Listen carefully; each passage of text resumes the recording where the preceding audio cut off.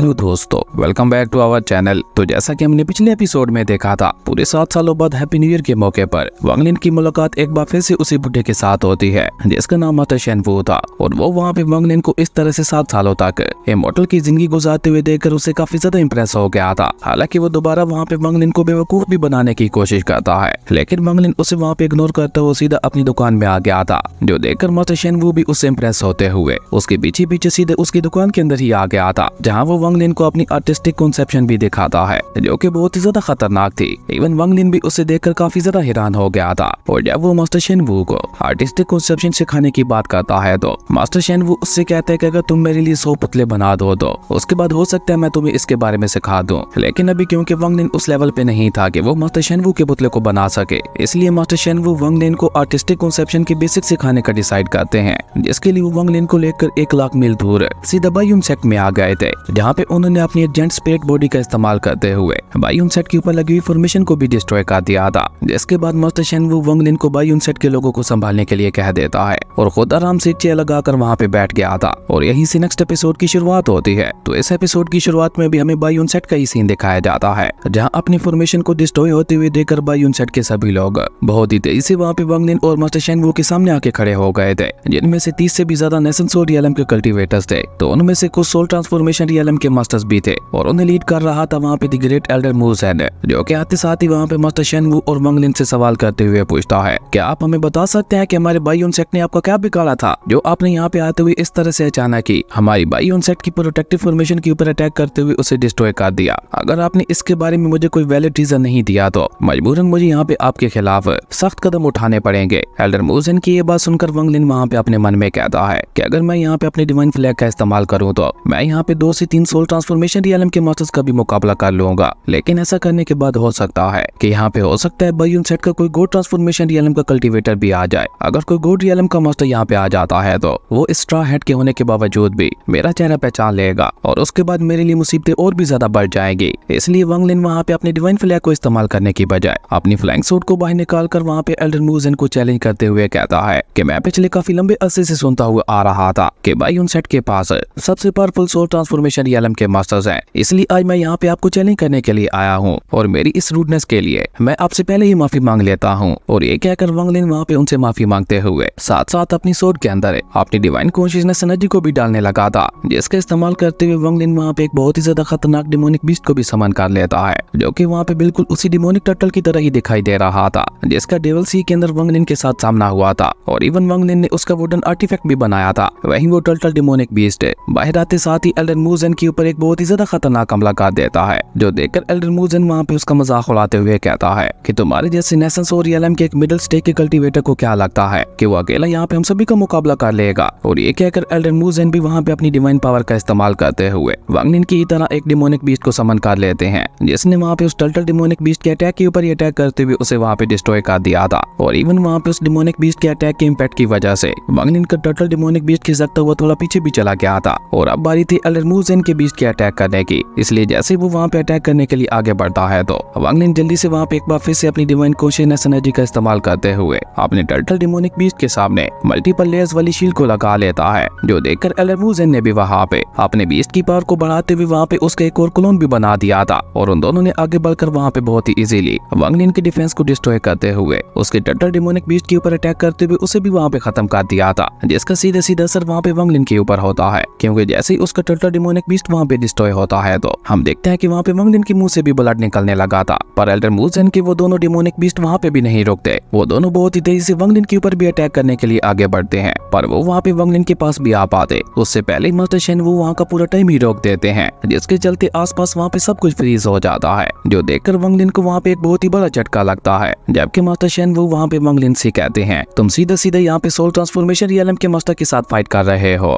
जिसे तुम ऐसे ही नहीं हरा सकते, क्योंकि वो यहाँ पे अपनी आर्टिस्टिक कॉन्सेप्शन पावर का भी इस्तेमाल कर रहा है, जिसके बारे में तुम्हें फील करके खुद ही पता लगाना होगा। और ये कहते हुए मास्टर शेन वू दोबारा से वहाँ पे टाइम को अनफ्रीज कर देते हैं और इस बार वांग लिन वहाँ पे मास्टर शेन वू की मदद से आर्टिस्टिक कॉन्सेप्शन पावर को महसूस करने की कोशिश करता है, जिसके चलते वांग लिन को वहाँ पे अपने सामने हजारों की तादाद में मरी हुई सोल्स दिखाई दे रहे थे, जिनकी आवाजें वहाँ पे इतनी ज्यादा भयानक थी कि उनको सुनते हुए वांग लिन को वहाँ पे अपने कान तक भी बंद करने पड़े थे। पर इसका भी वांग लिन को वहाँ पे कोई भी फायदा नहीं होता, इसलिए वो अपनी डिवाइन कॉन्शियसनेस एनर्जी का इस्तेमाल करते हुए अपने कानों को बंद करने की कोशिश करता है, लेकिन इसका भी कोई असर नहीं हो रहा था, जो देखकर वांग लिन भी वहाँ पे चौंकते हुए कहता है कि आखिर यहाँ पे ये सब मेरे साथ हो क्या रहा है। तभी उसे वहाँ पे एल्डर मूजेन की आवाज सुनाई देती है, जो कि वांग लिन से कह रहा था, तुम्हें मेरी आर्टिस्टिक कॉन्सेप्शन की पावर को देखने का बहुत ही ज्यादा शौक था ना, तो अब देखो। और ये कहकर एल्डर मूजेन ने वहाँ पे उन सोल्स का इस्तेमाल करते हुए सीधा वांग लिन के ऊपर अटैक ही करना शुरू कर दिया था। और ऐसा होते ही वांग लिन को वहाँ पे हर उस एक पर्सन के बारे में याद आने लगा था जिसकी वांग लिन के हाथों से मौत हुई थी। और ये सब वहाँ पे वांग लिन को बहुत ही ज्यादा तकलीफ दे रहा था। उसे वहाँ पे ऐसा फील हो रहा था कि अभी थोड़ी ही देर में उसका सर वहाँ पे फट जाएगा। और इसी मौके का फायदा उठाकर एल्डर मूजेन ने वहाँ पे वांग लिन को पूरी तरह से अपनी चपेट में ले लिया था,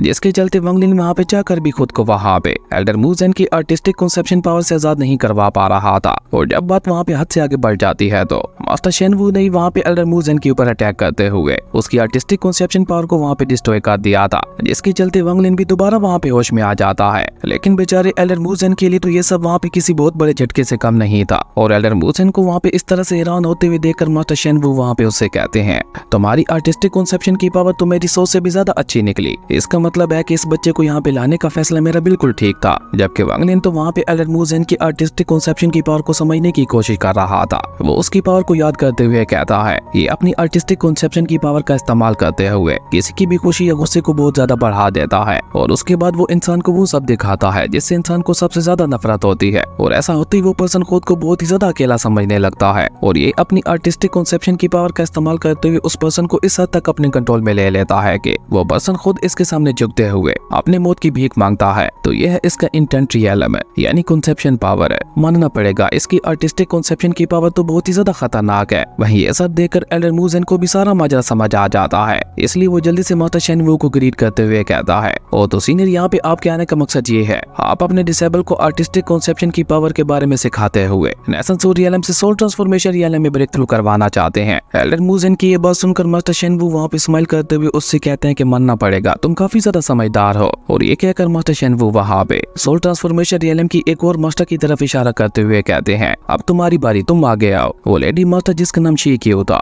वो भी एल्डर मूजेन की तरह सोल ट्रांसफॉर्मेशन रियलम की कल्टीवेटर थी। लेडी मास्टर शी क्यू वहाँ पे मास्टर शेन वू से कहती है, सीनियर, भले आप गॉड रियलम को अचीव कर चुके हैं, लेकिन भला हमारा भाई यूनसेक्ट आपकी बात को क्यों माने। उस लेडी मास्टर की ये बात सुनकर मास्टर शेन वू को भी वहाँ पे थोड़ा गुस्सा आ जाता है। वो उसे वहाँ पे गुस्से से डांटते हुए अपने पास से एक जीत टोकन को बाहर निकाल कर वहाँ पे उन सभी को दिखाता है, जो कि एंसेस्ट्रल स्पिरिट टोकन था। असल में हर एक क्लैन का अपने एक एंसेस्ट्रल स्पिरिट टोकन होता है, और वो टोकन जिसके पास भी होता है मजबूरन उस क्लैन को उस टोकन वाले पर्सन की बात माननी ही पड़ती है। इसलिए उस स्पिरिट टोकन को देखते ही बायोन सेट के सभी लोग वहाँ पे मास्टर शेन वू को ग्रीट करने लगे थे। और एल्डर मूजेन वहाँ पे मास्टर शेन वू से कहते हैं कि स्पिरिट टोकन के चलते हम सभी को आपकी बात माननी होगी, लेकिन क्या आप श्योर हैं कि आप स्पिरिट टोकन का इस्तेमाल इस काम के लिए करना चाहते हैं, क्योंकि ये स्पिरिट टोकन फ्यूचर में आपके और भी ज्यादा काम आ सकता है। एल्डर मूजेन की ये बात सुनकर मास्टर शेन वू वहाँ पे एक बार फिर से उसे डांटते हुए कहते हैं कि अपनी बकवास बंद करो और जो मैंने तुम लोगों को करने के लिए बोला है वो करो। हे लड़की, जल्दी से आगे आओ। अब मास्टर शेन वू की ये बात सुनकर मजबूरन उस लेडी मास्टर को भी वहाँ पे आगे आना पड़ता है, जो कि आगे आते साथ ही वहाँ पे वांग लिन से कहती है, लड़के तुम बहुत ही ज्यादा खुशकिस्मत हो जो कि तुम्हें इन जैसा एक मास्टर मिला है जो कि आर्टिस्टिक कॉन्सेप्शन की पावर को समझने के लिए तुम्हारी इतनी ज्यादा मदद कर रहे हैं। हालांकि इस पावर को खुद से समझने के लिए तो हजारों साल लग जाते हैं। और ये कहते हुए वो लेडी मास्टर अचानक ही वहाँ पे अपनी आर्टिस्टिक कॉन्सेप्शन की पावर को एक्टिवेट कर देती है। और उसकी आर्टिस्टिक कॉन्सेप्शन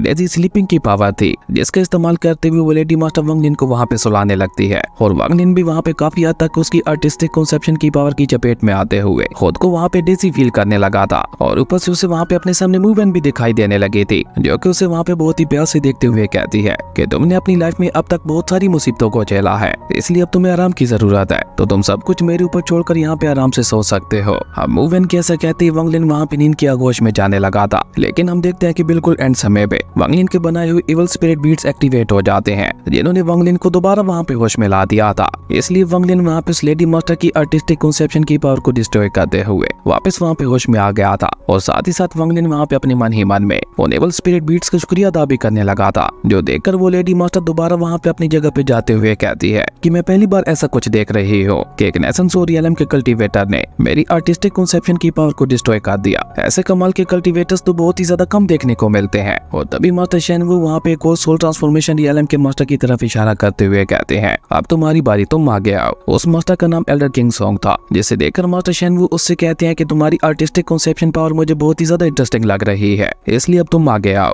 जिस पे एल्डर किंग सॉन्ग बहुत ही एटीट्यूड के साथ मास्टर शेनवू से कहता है कि मेरी आर्टिस्टिक कंसेप्शन की पावर बहुत ही ज्यादा खतरनाक है, जिसे ये बच्चा बर्दाश्त नहीं कर पाएगा। अब एल्डर किंगसोंग की ये बात सुनकर मास्टर शेनवू को वहाँ पे बहुत ही ज्यादा गुस्सा आ जाता है और वो गुस्से से चिल्लाते हुए उससे कहते हैं कि तुम अपनी बकवास बंद करो, जब तक मैं यहाँ पे हूँ तब तक इस लड़के को कुछ भी नहीं होगा, तुम बस उतना ही करो जितना मैंने तुम्हें करने के लिए बोला है। अब मास्टर शेनवू की ये बात सुनकर मजबूरन एल्डर किंगसोंग को भी वहाँ पे आगे आना पड़ता है और आते साथ ही वो वहाँ पे अपने पास एक स्वॉर्ड को बाहर निकाल कर अपनी आर्टिस्टिक कंसेप्शन की पावर का इस्तेमाल करते हुए पूरी स्पेस को ही वहाँ पे चेंज करने लगा था। और देखते ही देखते उसने वहाँ पे अपनी आर्टिस्टिक कंसेप्शन की पावर का इस्तेमाल करते हुए वांग लिन को वहाँ पे एक अलग ही स्पेस में भेज दिया था और उस स्पेस का टाइम फ्लो बहुत ही ज्यादा अजीब था। ऊपर से उस स्पेस के अंदर वांग लिन की स्पिरिचुअल एनर्जी भी खुद ब खुद ही वहाँ पे ड्राई होते जा रही थी, जो कि वांग लिन के लिए और भी ज्यादा खतरनाक था। इसलिए वांग लिन जल्दी से अपनी डिवाइन कॉन्शियसनेस एनर्जी का इस्तेमाल करते हुए खुद को वहाँ पे उससे बचाने की कोशिश करता है, लेकिन वांग लिन की डिवाइन कॉन्शियसनेस एनर्जी के बावजूद भी वहाँ पे सबका कोई भी फायदा नहीं हो रहा था। और देखते ही देखते उस स्पेस के टाइम फ्लो ने वहाँ पे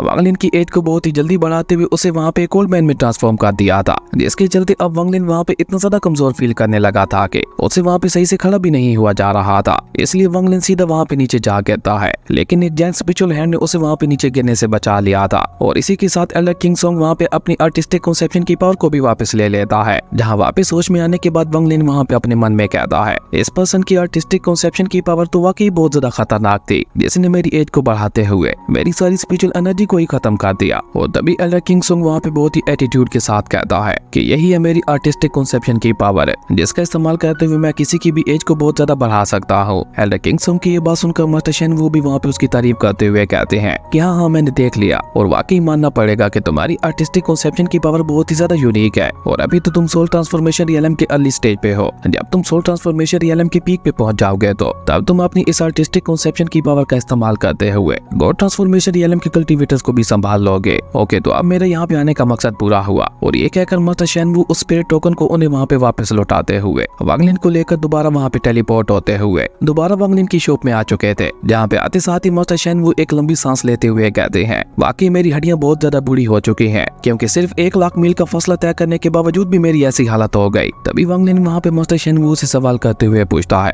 सीनियर वो एंसेस्ट्रल स्पिरिट टोकन क्या था जिसके चलते बायोम सेट के सभी लोग आपकी बात मान रहे थे? जिस पे मास्टर शेनवू वहाँ पे वांग लिन को जवाब देते हुए कहते हैं कि वो तो बस एक बेकार सा टोकन था जो कि मेरे किसी भी काम का नहीं था। और ये कहकर मास्टर शेनवू वहाँ पे अपने पास से और काफी सारे टोकन्स को बाहर निकाल कर उसे वहाँ पे वांग लिन को दिखाते हुए कहते हैं कि मेरे पास तो इस तरह के काफी सारे टोकन्स मौजूद है। ये है टियान डाउ सेट का स्पिरिट टोकन, ये है लिंग वू सेट का स्पिरिट टोकन। और ये कहकर मास्टर शेनवू वहाँ पे उनमें से एक जेट टोकन को उठाकर उसे वांग लिन को दिखाते हुए कहते हैं इवन ये तो जाइंट डीमन ट्राइब का टोकन है जो कि एक लेवल 4 की कंट्री के अंदर मौजूद है। और ये कहकर वो वहाँ पे एक और टोकन को दिखाते हुए कहते हैं और ये देखो ये तो एक लेवल 5 की कंट्री का टोकन है, क्या तुम इन्हें मुझसे खरीदना चाहते हो? इन स्पिरिट टोकन्स का इस्तेमाल करते हुए तुम किसी भी सेट को अपने इशारों पे नचा सकते हो, और अगर तुम चाहो तो मैं तुम्हारे लिए बायून सेट का भी एक नया स्पिरिट टोकन बना सकता हूँ जिसके जल्दी तुम बायून सेट को भी अपने इशारों पे नचा पाओगे। अब मास्टर शेनवू की ये बात सुनकर वांग लिन के फेस के ऊपर स्माइल आ जाती है और वो नाम में अपना सारे हिलाते हुए कहता है कि ये बुड्ढा नहीं सुधरने वाला। और ये सोचकर वांग लिन वहाँ पे मास्टर शेनवू को ग्रीट करते हुए कहता है सीनियर आपकी आर्टिस्टिक कंसेप्शन पावर वाकई बहुत ज्यादा कमाल की है, जो कि मैंने अब तक जितनी भी आर्टिस्टिक कंसेप्शन की पावर्स को देखा है उनमें से सबसे ज्यादा खास है, इसलिए मैं आपसे बहुत ही ज्यादा इंप्रेस हो चुका हूँ। वांग लिन की ये बात सुनकर मास्टर शेनवू उससे कहते हैं कि तुम भी लोगों को अपनी बातों में अच्छी तरह से फंसाना जानते हो। ओके तुम फिक्र मत करो, एक बार तुम इस आर्टिस्टिक कंसेप्शन को समझ लो, उसके बाद मैं खुद ही तुम्हें तुम्हारे काम के स्पिरिट टोकन्स को दे दूंगा। और हाँ, इस स्ट्रॉ हैट को तुम अपने पास ही रख सकते हो, मेरा एक छोटा सा गिफ्ट समझकर। लेकिन अब जल्दी से आर्टिस्टिक कंसेप्शन की पावर को समझते हुए मेरे कहे हुए 100 वुडन आर्टिफैक्ट्स को तैयार करो, और अब मुझे दोबारा तभी याद करना जब तुमने मेरे 100 पुतलों को तैयार कर लिया। और ये कहते हुए मास्टर शेनवू जल्दी से वहाँ से निकल गया था और वांग लिन वहाँ पे आर्टिस्टिक कंसेप्शन की पावर को समझने के लिए मास्टर शेनवू के पुतलों को बनाना तैयार कर देता है। लेकिन जैसे ही वो उसे वहाँ पे पूरी तरह से बना देता है तो एक छोटे से ब्लास्ट के साथ वो पुतला वहीं पे डिस्ट्रॉय हो गया था, जो देखकर वांग लिन कहता है कि मुझे हेवन पावर को समझते हुए बहुत ही प्यार और सब्र के साथ इसे बनाना होगा। और ये कहते हुए वांग लिन वहाँ पे एक और पुतले को बनाता है जो कि बिल्कुल पहले वाले की ही तरह वहाँ पे डिस्ट्रॉय हो गया था। लेकिन वांग लिन उसके बावजूद भी अपनी हार नहीं मानता, वो दिन रात मेहनत करते हुए उन्हीं स्टैचूज को ही बनाने में लगा हुआ था। और इस सब में वांग लिन वहाँ पे इतना ज्यादा खो गया था कि बाहरी दुनिया से तो उसका कनेक्शन पूरी तरह से ही टूट गया था। उसकी लाइफ का अब सिर्फ एक ही मकसद था, किसी तरह मास्टर शेनवू के 100 पुतलों को बनाना। लेकिन अभी तक भी उसे इसमें कामयाबी नहीं मिली थी, क्योंकि मास्टर शेनवू के पुतले को पूरी तरह से बनाने के बाद वो पुतला खुद ब खुद ही वहाँ पे डिस्ट्रॉय हो जाया करता था। लेकिन इस बीच वांग लिन के लिए सिर्फ एक ही अच्छी बात थी कि डैनियल रोज वांग लिन से मिलने के लिए आया करता था और अपने बाबा की भेजी हुई वाइन भी पिलाया करता करता था, जिसे पीते हुए और डैनियल के साथ टाइम बिताते हुए वांगलिन भी थोड़ी देर के लिए अपने सारे गमों को भूल जाया करता था। और कभी कभी तो डैनियल भी वहाँ पे घंटों घंटों वांगलिन के पास बैठकर वांगलिन को वहाँ पे मास्टर शेनवू के पुतलों को बनाते हुए देखता रहता था। पर वांगलिन को अभी तक भी कामयाबी नहीं मिले थे। वो उन पुतलों को बना तो लेता था, लेकिन बिल्कुल आखिर में जाकर उसमें क्रैक्स आ जाते थे। अब बस अच्छी बात ये थी कि अब वो पुतले एक्सप्लोड नहीं हो रहे थे। उसके बाद इसी तरह दिन रातों में और रातें महीनों में गुजरने लगती हैं और महीने वहाँ पे सालों में गुजरने लगे थे, जहाँ देखते ही देखते इसी तरह से उन पुतलों को बनाते बनाते वांगलिन को 17 साल से भी ज्यादा का समय गुजर चुका था। और इन 17 सालों में वांगलिन क्योंकि एक मॉडल की जिंदगी गुजारते हुए आ रहा था, तो इसलिए वो काफी ज्यादा बूढ़ा भी हो गया था। इवन अब तो डैनियल भी बहुत ज्यादा बड़ा हो चुका था, जहाँ आज भी वो हमेशा की तरह अपने अंकल वांगलिन को वाइन पिलाने के लिए आया हुआ था। हालांकि वांगलिन की एज को देखते हुए उसे ये सब बिल्कुल भी पसंद नहीं आता था, पर वांगलिन की खुशी के लिए फिर भी वो डेली आकर वांगलिन को वाइन पिलाया करता था। और इसी तरह टाइम अपनी रफ्तार के साथ गुजरता चला जा रहा था। और आज फाइनली डैनियल की शादी वाला दिन भी आ गया था, जिसके लिए वांगलिन भी काफी ज्यादा खुश दिखाई दे रहा था। लेकिन टाइम तो टाइम था, वो इसी तरह से अपनी रफ्तार के साथ गुजरता ही चला जा रहा था। और अब तो फाइनली डैनियल के यहाँ एक बच्चे का भी जन्म हो चुका था, जबकि इस गुजरते समय के साथ वांगलिन और भी ज्यादा बूढ़ा होता चला जा रहा था। लेकिन अभी तक भी उसे उस पुतले को बनाने में कामयाबी हासिल नहीं हुई थी। इसी बीच वांगलिन काफी सारे मोटल्स की मदद भी करता है, जिसके चलते आसपास के सभी लोग उसकी बहुत ही ज्यादा इज्जत किया करते थे। और ऊपर से वांगलिन ने वहाँ पे काफी सारी दुकानों को भी खरीद लिया था, जिसका वांगलिन को हर महीने किराया भी मिलता था। और ज्यादातर तो वांगलिन उन्हें किराया माफी कर दिया करता था, जिसके चलते सभी लोग वांगलिन की और भी ज्यादा इज्जत किया करते थे। और इसी तरह देखते ही देखते वांगलिन को वहाँ पे उन पुतलों को बनाते हुए 20 साल से भी ज्यादा का समय गुजर चुका था। लेकिन अभी तक भी वांगलिन को वहाँ पे उन पुतलों को बनाने में कामयाबी हासिल नहीं हुई थी। इन 20 साल में ना ही वांगलिन वहाँ पे उन पुतलों को बना पाया था और ना ही आर्टिस्टिक कॉन्सेप्शन की पावर को समझ पाया था, जिसके चलते अब वांगलिन काफी ज्यादा उदास भी रहने लगा था। वो खुद से ही कहता है कि मैंने 20 साल एक मॉडल की तरह गुजार दी है, लेकिन ना तो अभी तक मैं हेवन की पावर को समझ पाया हूँ और ना ही आर्टिस्टिक कॉन्सेप्शन की पावर को। और ऊपर से हर गुजरता दिन मेरी उम्मीदों को खत्म करता जा रहा है। इवन अब तो वांगलिन वहाँ पे इतना ज्यादा बूढ़ा हो चुका था कि डैनियल उसे वाइन पीने ही नहीं देता था। पर अब डैनियल का बेटा जेंगजू भी थोड़ा बड़ा हो चुका था, जो कि कैंडी के बदले में वांगलिन को अपने पिता से वाइन चुरा के ला कर दिया करता था। और आज भी जेंगजू बिल्कुल ऐसा ही करता है। लेकिन आज वो ग्रैंडपा वांग से सवाल करते हुए पूछता है, ग्रैंडपा वांगलिन, आप रोज इस वाइन को पीते हैं, क्या इस वाइन का टेस्ट इतना ज्यादा अच्छा है कि आप इसे रोज पीते हैं? लेकिन इसी बीच डैनियल भी वहाँ पे आ जाता है, जो कि वांगलिन को डांटते हुए कहता है, अंकल वांग, मैंने आपको वाइन पीने से मना किया था ना, ये वाइन अब आपके लिए बहुत ही ज्यादा नुकसानदेह है। जिस पे वांगलिन उससे कहता है, बस एक घूंट तो पीने दो। और ये कहते हुए वांगलिन पूरी वाइन को ही खत्म कर देता है और उससे कहते हैं, ओके ठीक है, आज के दिन में वाइन नहीं पियूंगा। अब अपने ग्रैंडपा को वहाँ पे अपने पिता को इस तरह से बेवकूफ बनाते हुए देखकर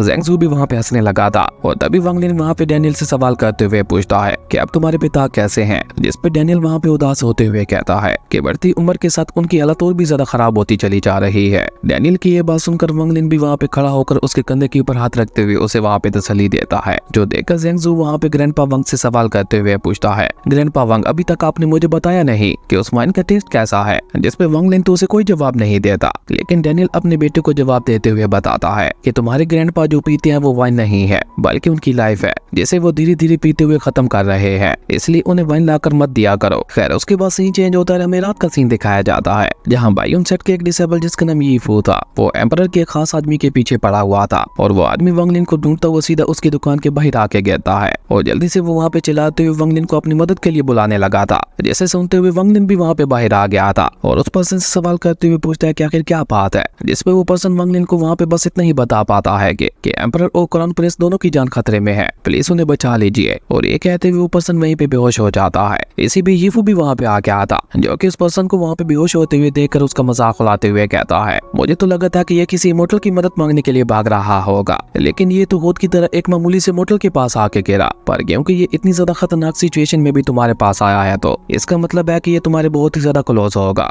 इसलिए अब इसके साथ साथ तुम्हें भी मरना होगा। और ये कहते हुए यीफू ने वहाँ पे अपनी स्पिरिचुअल पावर का इस्तेमाल करते हुए एक डिमोनिक स्कल को समन कर लिया था, जो देखकर वांगलिन वहाँ पे अपनी जगह पे खड़ा होते हुए यीफू से कहता है कि वैसे तो मुझे तुम्हारे इस मैटर से कोई भी मतलब नहीं था, लेकिन अब जब तुमने इस मैटर के अंदर मुझे भी शामिल कर दिया है, तो अब तो तुम्हें मजा चखाना ही पड़ेगा। जिसपे यीफू गुस्से से अपने डिमोनिक स्कल की मदद से वहाँ पे वांगलिन के ऊपर अटैक करते हुए कहता है कि अपनी ये बकवास सब हेल के अंदर जाके करना। लेकिन उसका वो अटैक वहाँ पे वांगलिन को लग पाता। उससे पहले वांगलिन ने वहाँ पे लिंगजू को बाहर निकाल दिया था, जो कि बाहर आते साथ ही उसकी डिमोनिक स्कल के साथ साथ उसकी सारी सोल पावर को ही अपने अंदर अब्सॉर्ब कर लेता है, जो देखकर बेचारा यीफू वहाँ पे इतना ज्यादा डर जाता है कि वो जल्दी से अपनी जान बचाते हुए वहाँ से भागने लगा था। और साथ ही साथ डरते हुए वहाँ पे ये भी कह रहा था, नहीं तुम कोई मोटल नहीं हो सकते, तुम तो बल्कि एक इमोर्टल हो। वहीं उसे वहाँ पे इस तरह से भागते हुए देखकर लिंगजू यीफू वहाँ पे वांगलिन से सवाल करते हुए पूछता है, मास्टर इसका क्या करना है? जिस पे वांगलिन उससे कहता है कि मैं पिछले 20 सालों से एक मोटल की जिंदगी गुजार रहा हूँ और अब इस एक मामूली से मोटल के लिए मैं अपनी सारी मेहनत को बेकार नहीं करना चाहता, इसलिए इसे जाने दो। वांगलिन की ये बात सुनकर लिंगसू दोबारा वहाँ पे अंदर चला गया था। जबकि इसी बीच हम देखते हैं कि एक और शॉप के अंदर से एक पर्सन बाहर आता है जो कि वांगलिन को वहाँ पे उस पर्सन के सामने खड़ा हुआ देखकर बहुत ही ज्यादा डर गया था। इवन उसे अब तो वहाँ पे ये भी लगने लगा था कि शायद उस पर्सन को वांगलिन ने ही मारा होगा, लेकिन उसे वांगलिन के ऊपर बहुत ज्यादा यकीन भी था। इसलिए वो सीधा वहाँ पे वांगलिन के पास जाते हुए उसे कहता है कि मेरे ख्याल से हम लोगों को इस सब के बारे में ऑफिशियल्स को बताना चाहिए क्योंकि इससे आप खतरे में पड़ सकते हैं। जिस पे वांगलिन उससे कहता है कि मेरी फिक्र छोड़ दो, तुम बस 2 लोगों की मदद से उठाकर इसे अपनी शॉप में ले जाओ और हो सके तो इस पर्सन का इलाज भी करवा देना। और ये कहते हुए वांगलिन दोबारा वहाँ पे अपनी शॉप के अंदर चला गया था, जो देखकर वो पर्सन वहाँ पे अपने मन में ही कहता है, मिस्टर वांगलिन तो वाकई दिल के बहुत ज्यादा अच्छे इंसान है। हालांकि वो जानते हैं कि इस पर्सन की मदद करने के बाद वो खुद भी मुसीबत में फंस सकते हैं, लेकिन उसके बावजूद भी वो इसकी मदद कर रहे हैं। और तभी वो पर्सन अपने बेटों को आवाज लगाते हुए कहता है कि मेरी मदद करो कि इस पर्सन को उठाकर हमें मिस्टर वांगलिन की शॉप के अंदर ले जाना है। खैर उसके बाद हमें थोड़ी देर बाद का सीन दिखाया जाता है जहाँ पे डॉक्टर तो अपनी तसल्ली करके जा चुका था, लेकिन उस पर्सन की हालत अभी भी काफी ज्यादा खराब दिखाई दे रही थी और अगर ऐसे ही चलता रहता तो बहुत ही जल्द उस पर्सन की मौत भी हो सकती थी। इसलिए वांगलिन वहाँ पे उसकी मदद करने का डिसाइड करता है। उसने अपनी डिवाइन कॉन्शियसनेस एनर्जी को एक पिल का रूप देते हुए उसे सीधा वहाँ पे उस पर्सन के सोल सीरियलम के अंदर भेज दिया था, जिसके चलते अब वो पर्सन वहाँ पे एक ही झटके में ठीक हो जाता है। लेकिन अभी तक भी वो वहाँ पे बेहोश था, जबकि वांगलिन वहाँ पे एक बार फिर से कुछ सोचते हुए अपनी वाइन को पीने लगा था। खैर उसके बाद सीन चेंज होता है, हमें अगले दिन का सीन दिखाया जाता है जहाँ यीफू अपने बायोन सेट में वापस लौट चुका था और आते साथ ही वो वहाँ पे बहुत ज्यादा घबराया हुआ दिखाई दे रहा था और उसे के साथ साथ चिल्ला चिल्लाकर वहाँ पे अपने मास्टर को भी बुलाने लगा था। हालांकि उसके साथी डिसेबल्स उसे वहाँ पे ऐसा करने से रोकते हैं, लेकिन यीफू तो वहाँ पे उनकी बात सुनने को तैयार ही नहीं था। इसी बीच यीफू का मास्टर भी वहाँ पे बहुत ही कूल तरीके के साथ है अपने रूम से बाहर आते हुए उससे कहता है, यीफू क्या हुआ, आखिर तुम यहाँ पे इस तरह से चिल्ला क्यों रहे हो? यीफू के मास्टर का नाम जाओ वू टाई था, जो कि यीफू का मास्टर होने के साथ साथ बायोन सेट का एक एल्डर भी था और उसी के साथ साथ वो नेशन सोरियलम का लेट स्टेज का कल्टीवेटर था और अब कभी भी वो सोल ट्रांसफॉर्मेशन रियलम में ब्रेक थ्रू कर सकता था। और इसी खतरनाक सीन के साथ हमारी अमेजिंग एपिसोड यहीं पे खत्म हो गया था। दोस्तों अगर आपको ये वीडियो अच्छी लगी तो लाइक कर दें और अगर चैनल पे नए आए हो तो सब्सक्राइब करते जाना। तो मिलता है एक न्यू वीडियो में, तब तक के लिए बाय।